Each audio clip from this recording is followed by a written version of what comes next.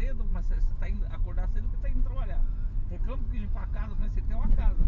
Meu, Reclama que vai no mercado tá caro, mas você tem dinheiro pra comprar. não, não é. Não reclamo de tudo. Viu, cara?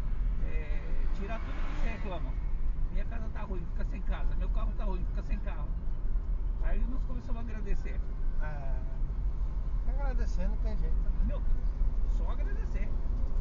Aí os caras falam de milagre. Você já tem o maior milagre quando você acorda de manhã? Você já é um milagre, só de Então, você quando você respirar, abre né, o olho irmão? de manhã já é um milagre.